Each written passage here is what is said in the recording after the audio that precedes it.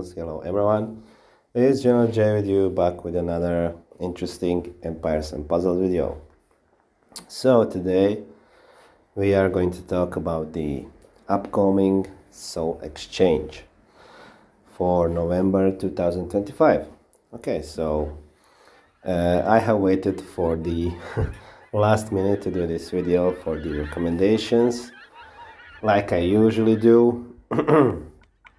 So yeah, I watched a lot of videos from my from my colleagues, YouTubers, content creators, and a lot of them have a different opinion on the upcoming soul exchange. And all that you follow my videos, you know that I'm always looking for the versatility of all the heroes. This time SG has granted us some cool heroes to choose from. I think this is the best soul exchange so far. There are some very good heroes and there are some very bad. So before we go to the tops and flops of the November 2025 soul exchange, let's look at the cool video SG released at their Facebook page and official Discord channel.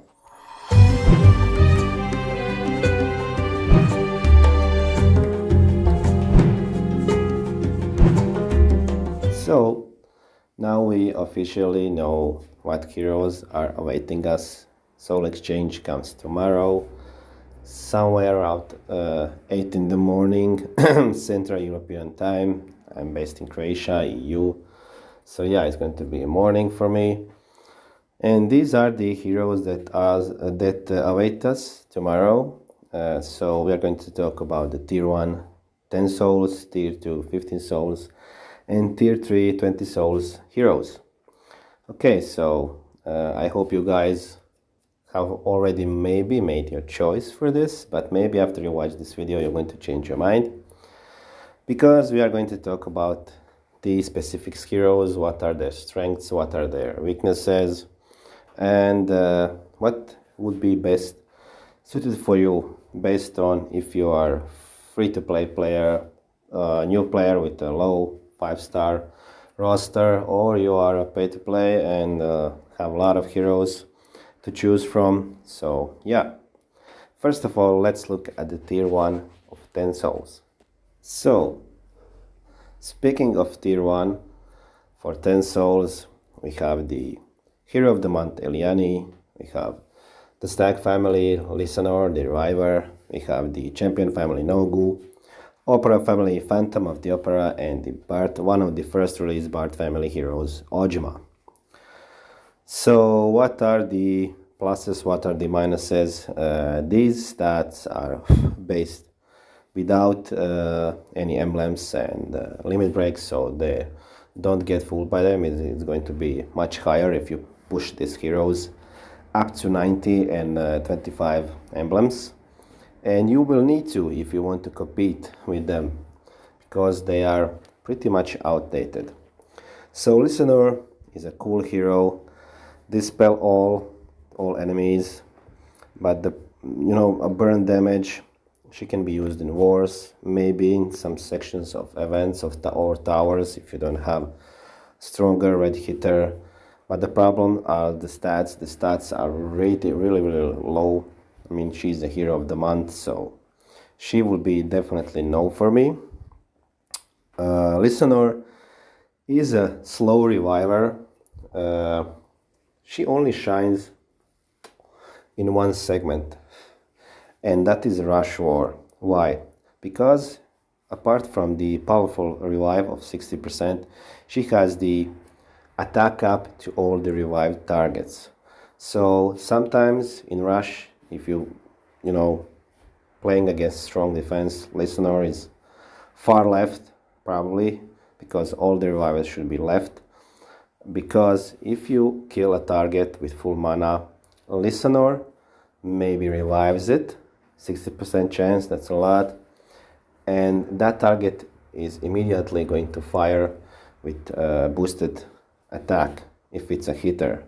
So this is the only time when I saw her shine. She can be annoying in Rush Wars, Rush Tournament, but that is only segments of the game when I would use her. You can also use her on attack in Rush Wars, but basically that's it.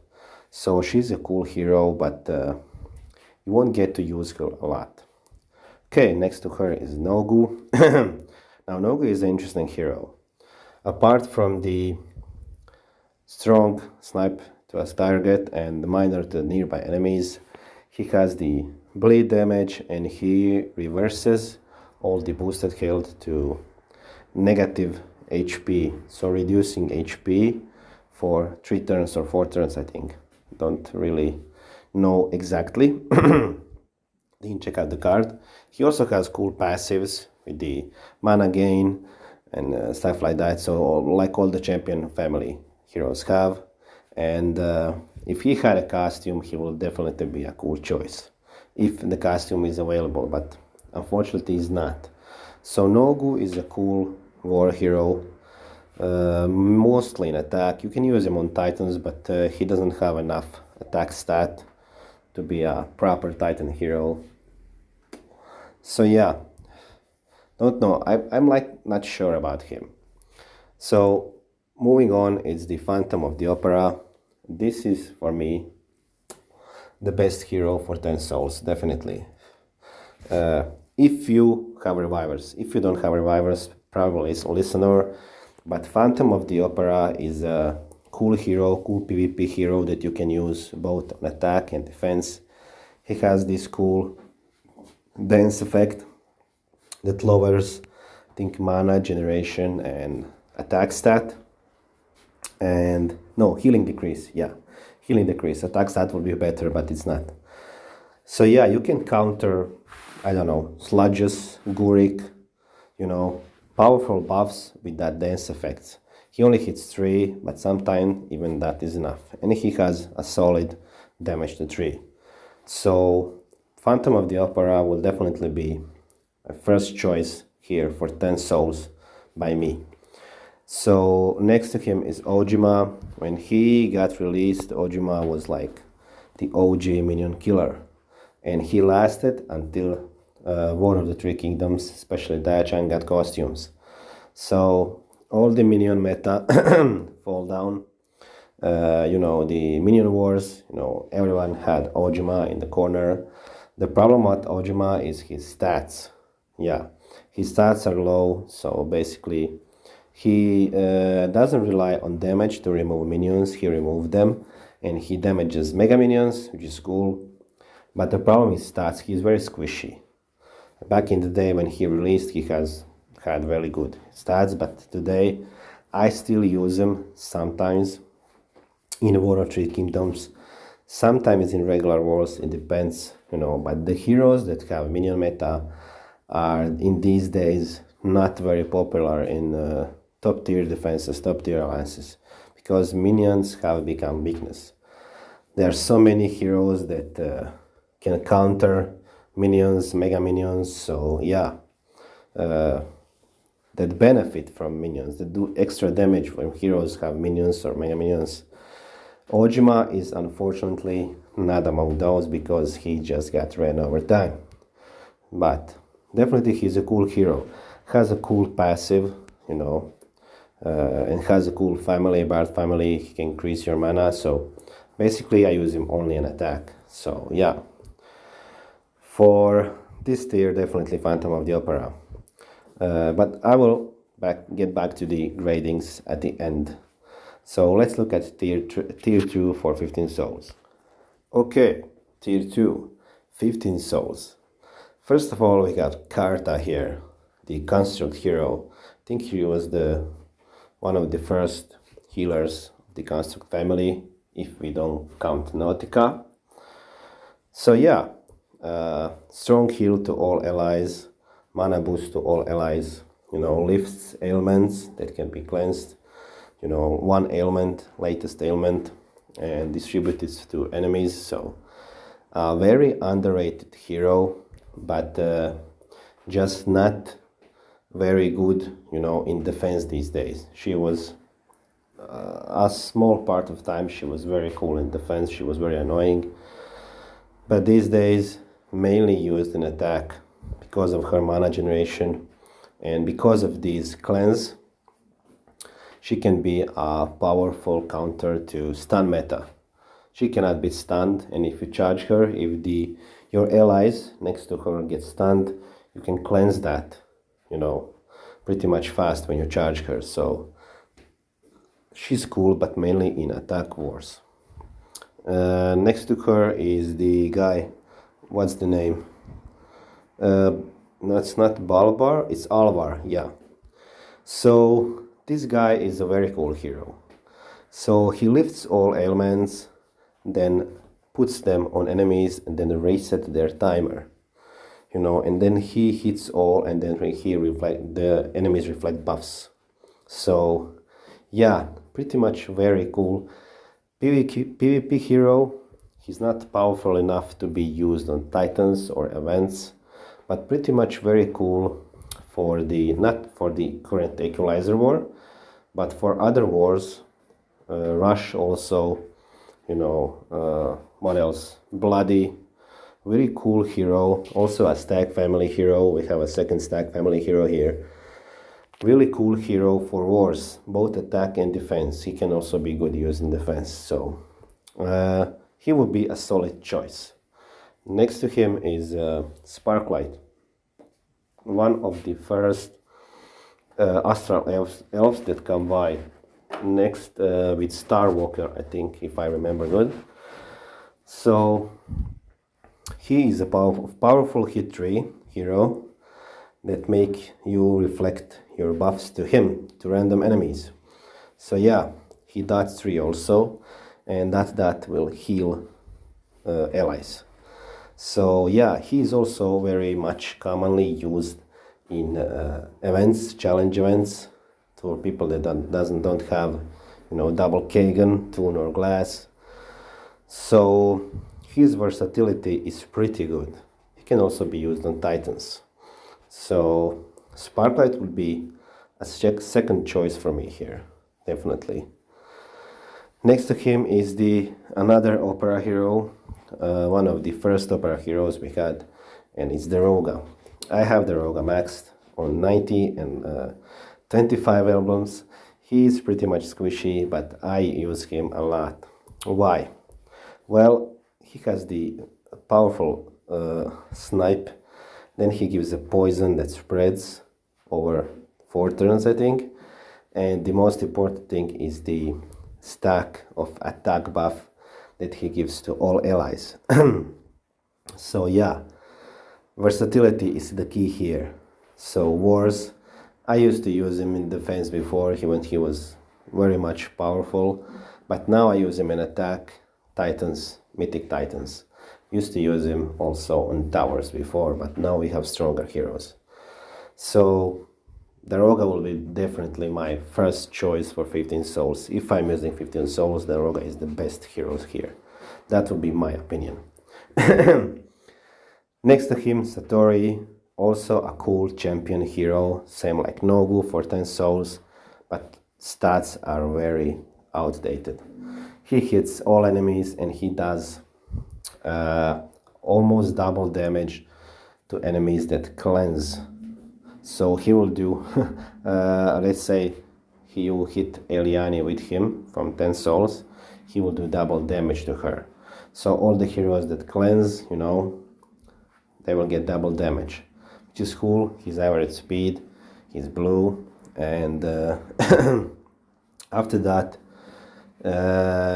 you get a chance to drop the damage to 1. So Satori used to be a very solid tank before. He used to annoy me a lot in wars. And if you cleanse that ailment from him, all of your buffs got cleansed. So yeah, he's powerful against cleansers. But sadly, we need a costume for this family, to be competitive for this, meta. So yeah, definitely Daroga my choice here. So let's look at the tier 3 20 souls. We have very interesting heroes there. So tier 3 20 soul, this is where everyone wants to be. This is where everyone wants to choose mainly. So very cool heroes here, very versatile. Okay, let's start with Dark Feather, one of the first goblins we got released. So basically a heal, small growth but good growth, and a buff to all that has a 60% chance, I think it's 60% chance to do damage on each special skill. And you know what I'm talking about. He's the Titan King. You know, people combine him with Gasteel and other powerful Titan hitters, and you just watch magic happen. Also, this thing used to be very cool in wars. I used to combine him with Xenius. Xenius hits a lot of times, so there are also a lot of hits after him. For Dark Feather, also growth. For example, current war equalizer, growth, and wither is not removed, so cool hero for that. But maybe he's too squishy for defense these days. But definitely for attacking wars, attacking tournaments, buff tournaments.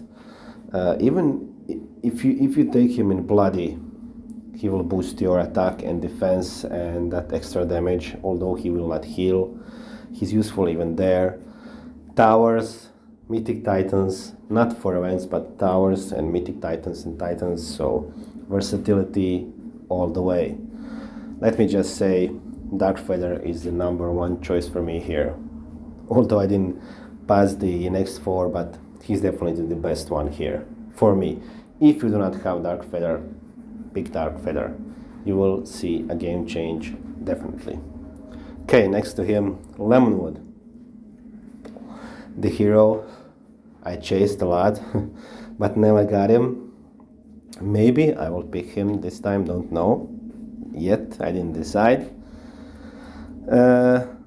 Also, yeah, and I forgot to say, Dark Feather will be available and at next Hero Coach. He should be next Hero Coach in December.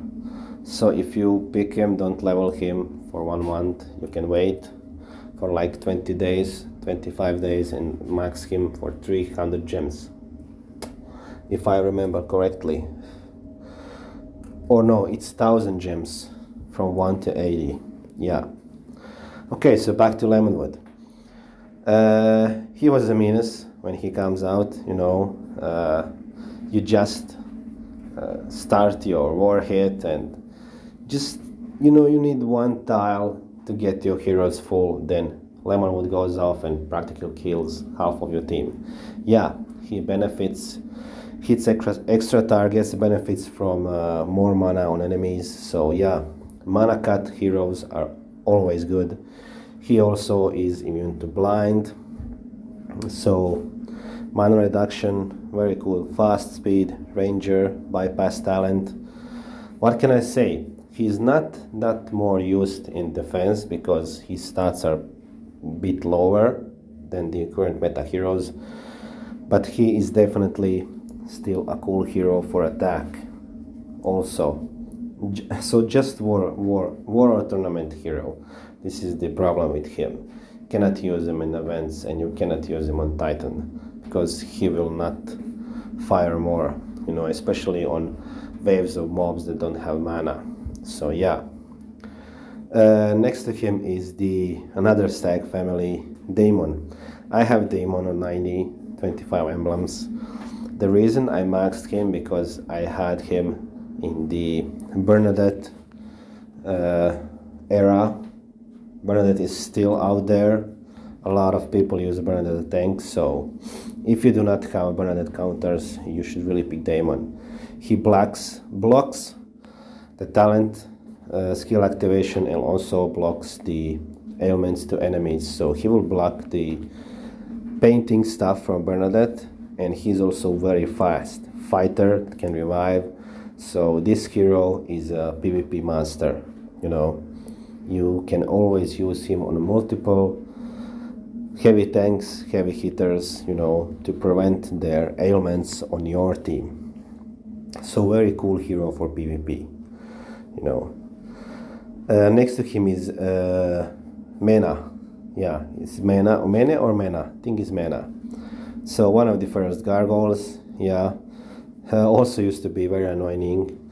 Mana cut, hit the tree. Don't know, she only gives stone skill to herself. If it was to nearby, like Papke does, or Garten to all, that would be much better. But the problem today is we have the magic hero costumes, we have the astral dwarves, we have the garrison guard. Their mana cannot be reduced. I mean, magic, you can reduce their mana, but they have 2 chargers, so that mana is won't reduce that much as hero that has a regular mana bar. So basically, yeah, she's outdated. She used to be a very cool hero, but maybe if we get the costume soon, she's going to shine more. I would not pick mana here. And last but not the least, Hetefera's costume. This is the only costume hero we have in this soul exchange. And I'm very, very tempted on her because I'm very low on blue healers. She heals all, she gives the elemental defense buff, and she gives blindness to all. It's a big blindness. It's like something like 60%, if I'm correct. So that's a big blind. I mean, you cannot blind if you go against Astral Elves or heroes like this. Some of the heroes actually resist ailments like Toons and heroes like that, but still, up today, I see Hetefera's costume even at 10th position. She can be very annoying if you do not have strong green teams or heroes to, for example, block her, So yeah, Hetefera's costume will be very solid choice if you miss healers and if you have Dark Feather. So yeah, this would be my idea of the tier 3 for 20 souls. So now let's go to my final tops and flops for this soul exchange. Okay guys, so let's go to the final verdicts. And yeah, for 10 souls, tier 1, Phantom of the Opera definitely gets my vote. If I will to use 10 souls, I will definitely pick Phantom of the Opera, just because of his usage both in attack and defense. That dance effect can block, or replace other dance effects that can be annoying, sludges, or you can replace revives like Gurik and heroes like that. So yeah, definitely first choice is Phantom of the Opera. Ojima, unfortunately, no. It has cool passives, cool family, but the minion meta for me is dead practically. You won't do much with mega minions with Ojima, so no. Eliani, also no. Cool Dispeller, but we have a lot of Dispellers. We had a Gem Summon challenge a few days ago that had all Dispellers, all or 3 Dispellers. Dispellers to 3, so yeah, Eliani definitely no. Listener, only if you need Reviver for Rush, but even today in Rush, people don't use Kalo or Revivers anymore. That used to be deadly combination, Kalo with Reviver. So yeah, I would say no. And the Nogu would be second choice for me. So first choice, Phantom of the Opera. Nogu will be the silver medal. If you need a hero for war, for reducing HP, because a lot of healers today boost HP, so he will be a solid choice for that. At 15 souls, this one is the hardest for me. Definitely my advice would be Daroga, because of his versatility. If I'm looking at this as a player that doesn't have a lot of 5 stars, then someone that cannot max a lot of 5 stars at once. So Daroga, Titans, Mythic Titans, Wars tournaments, even at Towers, you can use him to boost your attack. So definitely Daroga gets the place number 1. And the place number 2 would be definitely Karta, just because of her construct family stuff. So current meta, yeah, a solid healer. Purple color definitely lacks good healers, and if you do not have them, definitely use Karta. So Karta would be second choice. Alvar, Sparklight, and Centauri, they were all great heroes, but unfortunately, in their costumes, their stats are pretty much squishy. I mean, I was getting second thoughts about Karta or Sparklight because Sparklight can be used in events, but definitely I chose Karta because, you know, people always need healers, cleansers, mana boosters, so she got the silver medal here. Okay, and at last, at 20 souls, definitely first pick is Dark Feather. If you do not have Dark Feather, and guys watch out, the Goblin portal is closed. We do not know when it's going to be open again. So if you do not have Dark Feather, where are you going to get him? And he, even if he was released like more than a year ago, he is still a valid hero. He's still used at Titans, Mythic Titans, even in wars, towers, stuff like that. So definitely choose Dark Feather. Give him 90 level, 25 elements. He's going to be a game changer for you. Apart from him, if you have Dark Feather like myself, I have 2 maxed just for Mythic Titans. Definitely the second choice here will be Hetepheres costume or Daemon. But I chose Hetepheres costume, probably going to take her because this is the only costume hero, and the season 5 heroes with costumes are still very much widely used, you know. So she is going to be, I think, available at Hero Coach next month. I'm not 100% sure. Combinator, if you watch this, tell me if Hetepheres are going to be available for Hero Coach next month. You know all the information about that. So yeah, she gets my second, you know, silver medal. Mana is just outdated, low stats. Mana Cut is also not that much valid anymore in top defenses. Lemonwood also, he used to do huge damage. Now we have a lot of powerful taunt heroes, a lot of powerful heroes with mega minions, so Lemonwood doesn't stand that much chance anymore. And at the end, Daemon is a good hero, but basically, like I said, mostly a PvP attack hero. So you wouldn't use him at defense because you do not know who is he going to hit. So basically, this is a hero for one quest only for wars, when you need him to block someone. It's useful to have him, but not something that you cannot pass like Dark Feather, you know. So yeah, and at the end, I would like to thank to Burks G for giving us these, you know, pictures so we can put it in our videos. So Burks G, props to you, props to all the content creators from Empires and Puzzles that did this Soul Exchange review. So I hope you guys watch them all, you know, McNulty, Psychosis, my friend Combinator, my dear friend 3KO, everyone else, you know, not only for the English family, for the, you know, Polish language, Russian language. So check those videos if you have time, and make sure you get a solid choice for the Soul Exchange. This is it for me from General J. I hope you liked the video. If you like it, please subscribe, share it with your friends, you know, like the video. So yeah, love from General J, and see you in the next video. Bye.